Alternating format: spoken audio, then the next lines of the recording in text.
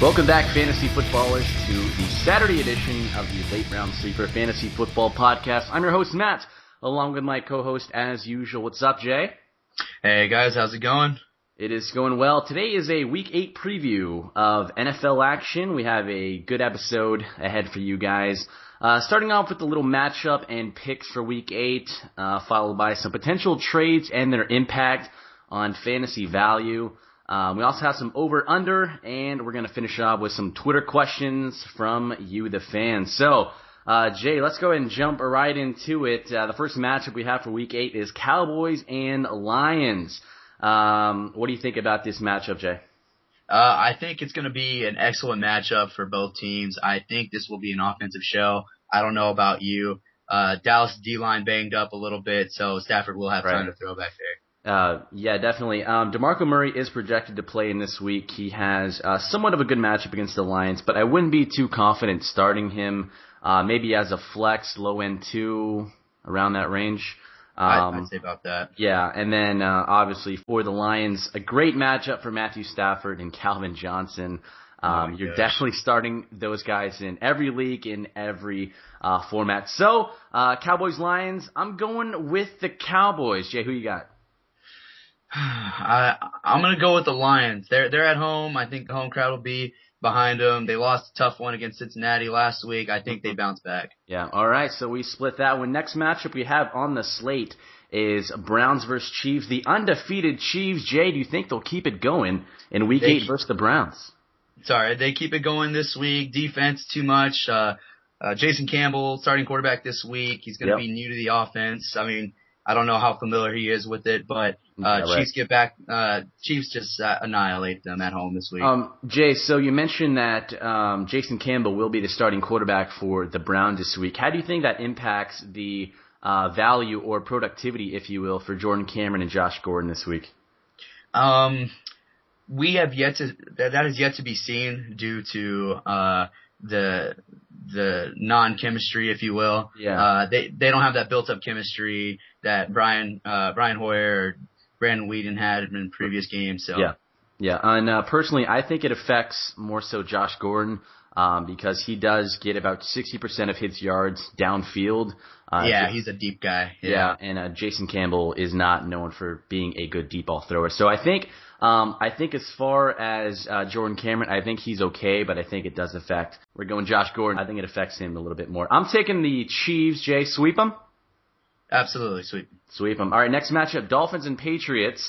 Tom Brady struggled all year long. He does have Gronk back. He will have Amendola back this week. Ryan Tannehill, though, he was on the injury report with a shoulder sprain, something like that. Probably from that hit he took from Mario Williams. Yeah, that was pretty brutal. So that's not really a whole lot of fantasy impact for this matchup. I am taking the Patriots to go 6-2 over the Dolphins. I go with the Patriots as well. Dolphins unfortunately fall 4 straight in a row. They just got to figure out what's going on there in Miami. Yeah, and they did start off okay, but they've really sloped downwards after Week 3. Bills and Saints. Drew Brees and company will be taking on the Bills. Jimmy Graham with a foot injury. He may or may not play. His status is still up in the air. What do you think that does to Brees' value in Week 8? It shouldn't really hurt Brees' value too much. I mean, he's still got a plethora of offensive weapons. He's got Sproles, Marcus Colston. I know other guys. More back this week. Yes, Lance Moore, another key component to that offense. I think he should be okay. Yes, and a major plot line this season has been the Bills running back situation. C.J. Spiller is doubtful, so if you have C.J. Spiller in your lineup, I would try to find a replacement pretty quick because I doubt he plays, and even if he does, I don't think he's going to do much. Very limited. Yeah. I'm taking the Saints. I'm taking the Saints as well. Do you think Fred Jackson has a big game in this one? You know what? I do think Fred Jackson has a big game. I'm thinking within the 15 to 20 range for Jackson, so I think he's a must-start in every league, in every format. Absolutely.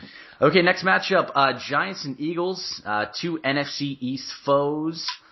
We got Eli Manning and company playing Michael Vick, who's back in the lineup this week. And me personally, I think Vick in the lineup really helps the value of Shady McCoy, Deshaun Jackson, and all the weapons of the Eagles just because of that offense, Jay. What do you think? No question. In Chip Kelly's offense, you just need a type of quarterback like Michael Vick to function properly and to actually help those key components produce the way they used to. Right, and running back situation for the Giants has been a mess all season long. Brandon Jacobs, who had a nice game a few weeks ago, doesn't look like he's going to be ready to go this week. So Peyton Hillis, Josh. Peyton Hillis' value, I'm thinking flex, maybe low end 2, very low end 2. I keep him out of the low end 2 range. For me, my opinion, is strictly a flex option this week. I don't know how they're going to utilize him in the passing game. I don't know if he's going to be an every down back. So flex for me. Yeah, and I think the only player on the Giants that's even worse starting would be Victor Cruz. Cruz, who's been struggling, but I think will bounce back at some point. I'm taking the Giants to upset the Eagles, if you could even call it that. I'm going to go with the Eagles on this one. Vic and back in the offense. Hopefully he stays healthy. If he doesn't, then they're in a world of hurt. Indeed they are. 49ers Jags against the 0-7 Jaguars in London. London calls, Jay. Colin Kaepernick and company. Frank Gore has been running like a madman. Madman indeed. Gore is producing almost exactly how he did last season, getting those long touchdown runs occasionally. Yeah. Bolden's production has been very limited. Kaepernick's has been seemingly trying to find Brennan Davis as opposed to the wide receivers. I think Mario Manningham and Michael Crabtree, when they come back, Bolden's value will definitely increase. Yeah. And also, in the last 4 weeks, Frank Gore is second in the NFL in rushing yards, and I think he's number 1 in touchdowns. But speaking of the Jags real fast, not really a whole lot to talk about in terms of them, but I do think Maurice Jones-Drew finds the end zone against the 49ers this week. I would consider him probably a running back to borderline flex play. Not someone I have a whole lot of confidence in, but I do think he has a decent day. Maybe not the yards, but I do think he gets into the end zone. Justin Blackmon and Cecil Short, Josh, who do you think is the guy to have? Blackmon, no question. He just seems to be a more durable option at this time. I believe he's a little more athletic as well. He can go up and get some of those balls that are high up. He's a good yak player, that's for sure. Yards after the catch. Yes, absolutely. And I think he finds the end zone as well in this game. Yeah, but it seems like Cecil Shorts' value has really come in garbage time. So when the Jags are down late, he is the guy they go to, and so that's what kind of makes him a fantasy relevant player. Garbage time for Cecil Shorts. So I'm taking the 49ers. Jay, who you got? 49ers, hands down. All right, sweep them. Next matchup, Jets and Bengals. This should be a good one. Two pretty good defenses. Running back situation for the Bengals. Ben Jarvis, Green Ellis, and Mr. Bernard. Josh, who would you rather have in this matchup? I'd say Giovanni Bernard. They utilize him a lot in the passing game. So and Green Ellis is used in short yardage situations and goal line situations. Right. So I'd rather have Bernard. Yeah, and A.J. Green has really come on the last 2 weeks with over 18 points in ESPN standard leagues. He's a must-start as well. But Geno Smith, Jay, he's actually had a pretty good fantasy season. He could be more like a bye-week plug-in type of guy. But this really isn't a good matchup to use him. What do you think? No, absolutely not. Now, my question to you is, which running back would you utilize in the New York Jets offense? Good question. I would personally take Chris Ivory. He is kind of brittle, but he did get 33, 34 carries last week. It seems like Rex Ryan is moving away from Bilal Powell just a little bit. And, the Jets are a team that spent a 4th-round pick on acquiring Mr. Ivory. So I would think they would want to utilize him and try to make some value for that trade. So I would definitely have Chris Ivory. What about you? Yeah, I just from what I've seen last week, he had 34 carries. Maybe they reduced that by 14. Maybe they give him 20 touches, and then they try to give Bilal Powell some game time as well. Yeah, Josh, how about a quick over/under? Chris Ivory over/under 20 touches this week. I'm going to go under 20 touches. Under 20 touches? Okay, well, I'm taking the Bengals at home. I'm taking the Bengals as well in a tough matchup. Okay. Steelers and Raiders. Josh, you had some comments about Ben Roethlisberger this week. You think he's a decent play, don't you? I think he's a good play this week. That Raiders defense doesn't seem to be hanging on too well this time around, and it seems like the Steelers are getting things going. They have Antonio Brown, Emmanuel Sanders, Le'Veon Bell looks like he's reducing the taking away the pressure off of Big Ben's shoulders. 19 carries for 93 yards last week. So if he continues to be productive, I think Big Ben has a big game. Sure. And Le'Veon Bell has come on lately. It looks like he's about a running back 2, I would think, in most formats. Running back 2 sounds about right. Absolutely. Yeah. Okay, so a battle of the 2 and 4s. I'm going to go ahead and go with the Raiders. Ooh, the Raiders. Wow. I take the Steelers on the road. Okay. Too much momentum going forward. Yep, gotcha. Well, I'm taking the Raiders at home. They are pretty good at home, actually. 2-1 on the season. Okay, next matchup, Redskins and Broncos. Mr. RG3 is starting to channel himself from last season. Josh, what do you think RG3's value is from this point forward? I think his value is only increasing. It's just going to get going. He's got a lot of momentum. It looks like he's getting his legs back from under him from the injury from last season. So I think he has big games going forward. And would you consider him a top 5 quarterback the rest of the season? I'm gonna go top 10. I'm not gonna put him up there in the top 5 quite yet. Okay. And going to the Denver side of things, Eric Decker, a surprising stat for you guys. He is second in the NFL in receiving yards. He leads the Broncos in targets, and he leads the Broncos in receiving yards as well. Josh, that's something you really wouldn't think of. A lot of people think Eric Decker is the 3rd, 4th option, but according to Peyton Manning, he's definitely not. No, it doesn't seem like, and he actually pointed that out to me today, and I was baffled by it. It was, like you said, it was an afterthought. Everyone thinks that Eric Decker's an afterthought in that offense. Yeah, because everyone thinks about Demaryius Thomas, Wes Welker, Julius Thomas. No one really thinks about Decker. They kind of think he's the guy that gets the leftovers. But according to Peyton Manning, he's actually looking Decker's way quite a bit. Decker with 42 catches on the season, 627 yards, and 3 touchdowns. So it seems like Eric Decker is starting to become maybe a high-end 2, low-end 1? Yeah, that sounds about right for that type of production, absolutely. Maybe he needs to find the end zone a little more. Julius Thomas and Wes Welker finally taking away those targets. Yes, Wes Welker is second in the NFL in red zone targets. That's where Manning usually looks to in the red zone. So I'm taking the Broncos at home. I am taking the Broncos as well. They get back on track after the tough loss last week. Broncos with the sweep. Moving on, Falcons and Cardinals. Matt Ryan had a good game last week despite no Julio Jones, despite no Roddy White, but Mr. Harry Douglas stepped up. You think Harry Douglas is a good start going forward every single week? Yes, he should be in all formats of leagues. He's definitely going to be a number 2, wide receiver 2 in all formats. Right. What do you think happens to his value once Roddy White does return? Obviously, he will have some reduced value. Yeah. But it's still no Julio Jones in the offense. And it seems like everyone's turning their attention to Tony Gonzalez. So sure. I believe Harry Douglas will continue to see more targets from Matt Ryan. Right. And on the Cardinal side of things, Larry Fitzgerald has struggled this year. Carson Palmer really hasn't been the guy that some people thought he would. He hasn't increased Larry's value much. Larry Fitzgerald, Josh, low end 2.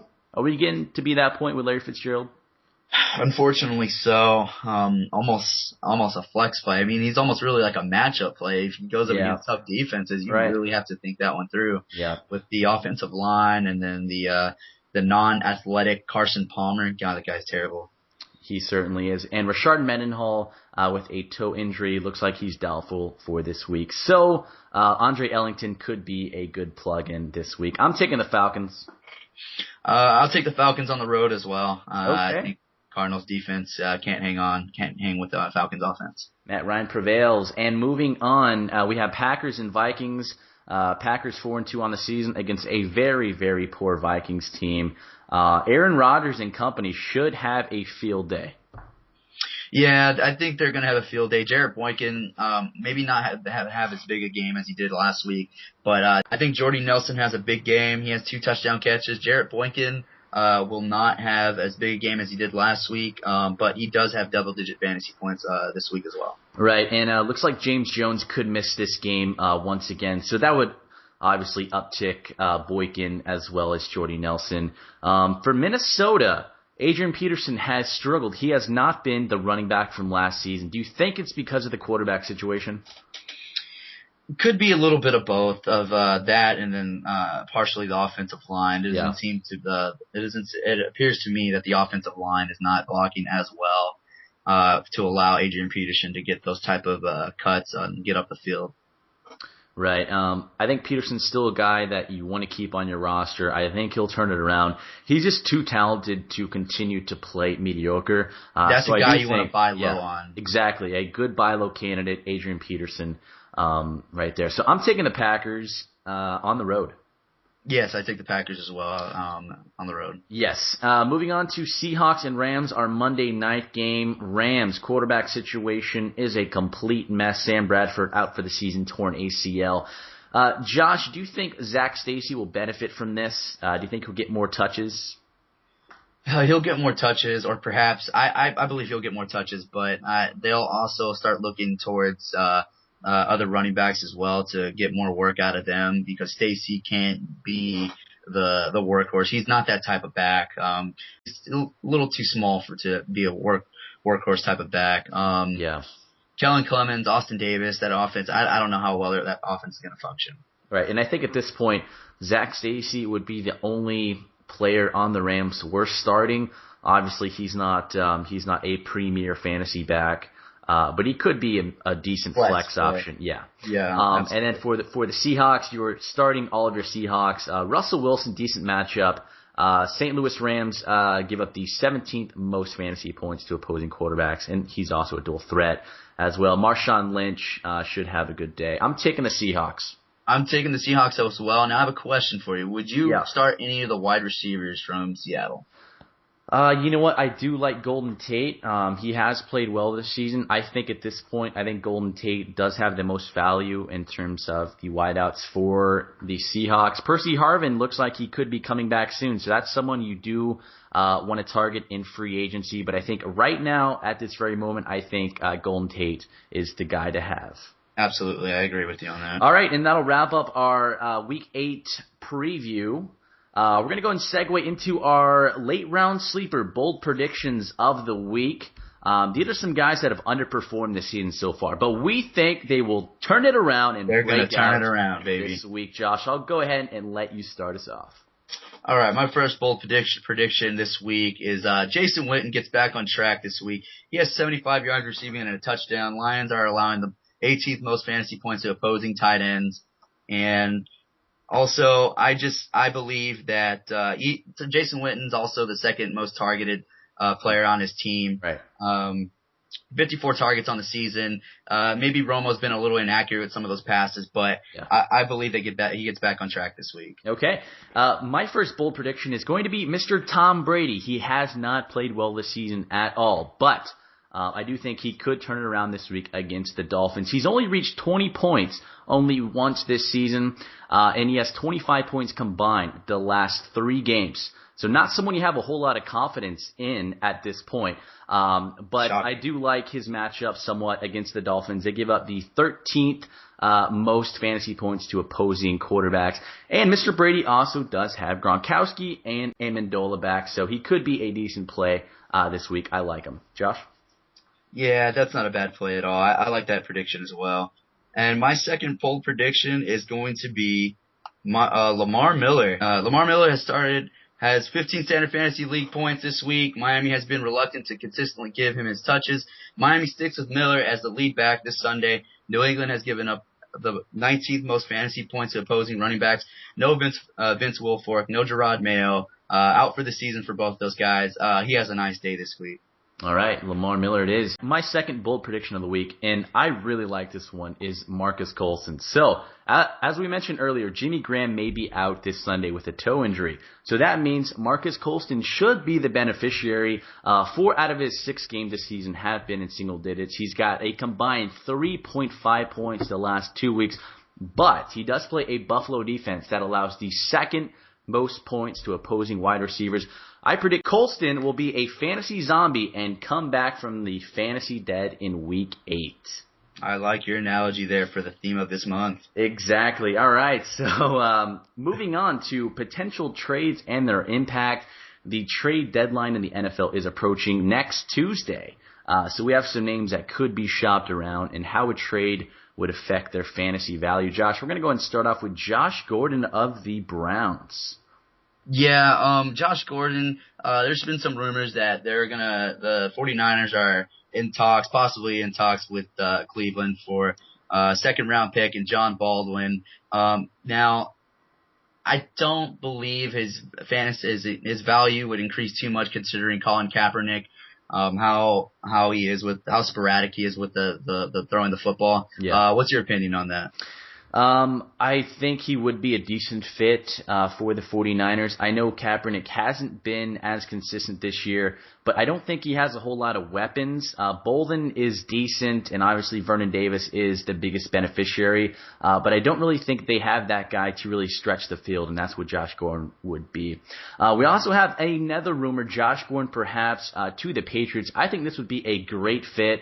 Obviously, absolutely, for an offense that is really desperate for receivers. They do have Gronkowski back, but just like the 49ers, they don't really have that guy to stretch the field. So, Josh, what do you think about Josh Gordon and his fit with the Patriots? Pretty much, I'd have to agree with you on your analysis there.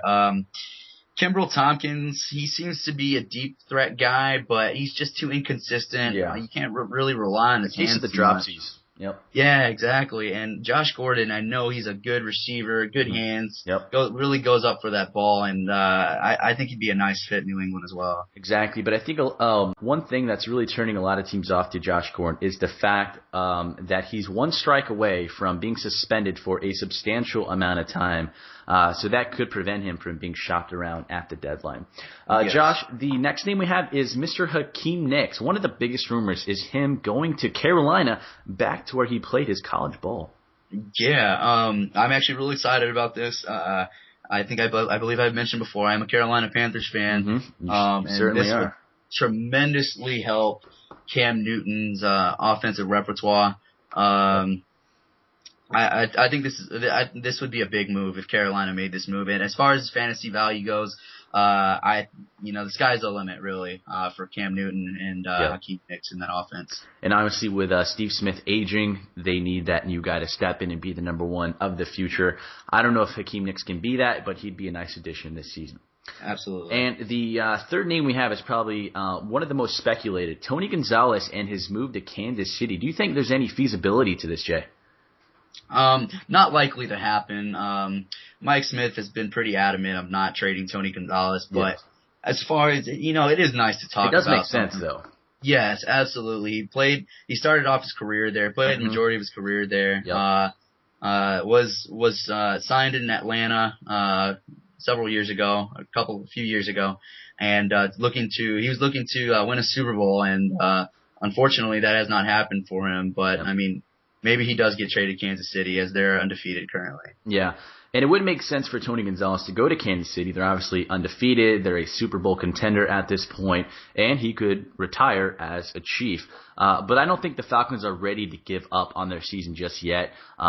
They are 2-4 and they haven't looked good, but there's still plenty of time to turn things around. So I do think Tony G stays in place in Atlanta. All right, moving on to our over and under segment. The first name we have is Steven Jackson. Josh, over and under 15 touches for Steven Jackson, who's coming off a leg injury. I'm going to go under 15 touches. They're going to be very tedious with his work. They don't want him. The hamstring injuries are very dangerous, as we just heard in the news about Mike Williams. was nursing that hamstring injury and played in the Carolina game Thursday night, and he winds up tearing his hamstring in that game. Just a case of a guy coming back too soon. Absolutely. Steven Jackson under 15 touches this week. Okay, I'm going to have to agree with you on that. I do think Steven Jackson would be the goal line back, but he does play a good run D this week. So I don't think Steven Jackson is a good fantasy play, but going forward, if he's healthy, definitely high end 2, low end 1. Absolutely. And for you Jacquiz owners out there, if you're not an owner out there, go ahead and go pick him up right now. He'd be a nice flex player this week, I believe. Yes, absolutely. Okay, next, Tom Brady. Over under 18 standard ESPN fantasy points for Tom Brady. I'm going to go over 18 standard fantasy points. He's going up against a Miami defense that just seems to be at loss right now. Yeah. Danny Amendola, Gronk are back. Amendola hopefully he'll stay healthy and have a nice day this week. Absolutely. And Tom Brady has played so poorly this season, but he's a player that has so much talent, has accomplished so much. It's only a matter of time, in my opinion, until he breaks out, and I think this could be that week. So I'm going over 18 points as well. Next we have is Adrian Peterson. As we mentioned before, he has struggled this season. Maybe not so much the entire season, but the last couple weeks he's really hasn't been the guy of last season. Over under 15 points for Peterson this week. I believe I'm going to have to think about that one for just a sec. I'm going to say under 15 points. He does get double digits. Sure. Maybe the only thing that lacks in the Green Bay defense is the pass defense. I think they keep him under 100 yards, but he does get in for a score. Okay. I'm going to have to go over 15. I don't think it'll be by much, but I do think Peterson will have a decent day and a break out of his 2-game slump, if you will. Okay, the last thing we have for the over-under segment is going to be Robert Griffin III. He has looked like himself the last couple weeks. Over-under, Jay. 50 rushing yards for RG3 in Week 8. So he is going up against the number 1 run defense, and if they play fundamental football and key on their proper techniques, then I think they keep him under 50 yards, which I'm going to say they keep him under 50 yards rushing this week. Okay. That zone read option, they were used to that type of offense with Tim Tebow, so I know they're really familiar with that. Okay, and I'm going to agree with you, under 50 yards for RG3 in Week 8. But I do think he has a decent day through the air. He does have a nice day, yes, absolutely. Okay, and our last segment of the day is our Twitter questions. We field each and every question from you, the fans. On our Twitter account, you can follow us at LateRDSleeper on Twitter. That is LateRDSleeper on Twitter. So we're going to field some start or sit questions right now. The first one, Jay, is Peyton Hillis or Danny Amendola this week in the flex? Oof. I'm going to go. That is a slight tough one, but running backs get more touches, guaranteed touches, that is. I'm going to go Peyton Hillis over Danny Amendola. I'm going to have to agree with you, and based on what we saw last game from the Giants, Peyton Hillis is going to get some goal line carry. So you're basically banking on a goal line carry touchdown, but I would take that over Amendola at this point. And plus, we don't know if Amendola is going to even finish the game. So that is a big question mark. He's been a very fragile player this season. Next one, Josh, Cecil Shorts or Jacquiz Rodgers? Kind of another tough one. I'm going to go Jacquiz Rodgers just because he's a running back as well. Same scenario there. He is playing against a tough run defense, but I think Arizona gets behind early and they become susceptible to the run. Yes, I will agree with you. I will take Rodgers, who's actually been a decent plug-and-play this season. So, yes, I am going with Jacquiz Rodgers as well. Next one, Anquan Bolden or Denarius Moore? Ooh. Wow. That is a teaser. I'm gonna go Denarius Moore on this one. Okay. Go ahead. He has a nice day. Terrell Pryor. I think Terrell Pryor will have a decent day as well. I think I don't know if Ike Taylor is going to be defending on Denarius Moore. That is yet to be seen. But I just take Denarius Moore over Bolden. There's just too much inconsistency with Bolden. Yes, absolutely. I completely agree. Denarius Moore has actually been a good fantasy receiver this season, and he's coming off a bye for what it's worth. I do think he has a decent day as well. All right, so the last question of the day from Twitter is not more or less going to be a starter sit. It's going to be a trade scenario. So this is from @MikeHaferTape, Twitter.com, and he asked, should I trade Jamal Charles for Adrian Peterson and Percy Harvin? Wow, that is a big trade. There's uncertainty with Percy Harvin. We don't know when he's going to return to Monday Night Football. Mm-hmm. Jamal Charles has been the guy. Yes, the best fantasy player this season. This season, yeah. He's a receiving option in PPR leagues, and in standard format leagues, the receiving yards you can still account for, but the receptions, no. I believe he's had in 7 straight games where he's had over 100 yards from scrimmage and a score in each 7 games. So I'd stick with Charles. Yes, absolutely. I would stick with Charles as well. He's been the best fantasy player, maybe not player, but definitely fantasy running back this season. A lot of people would make a case for Peyton Manning.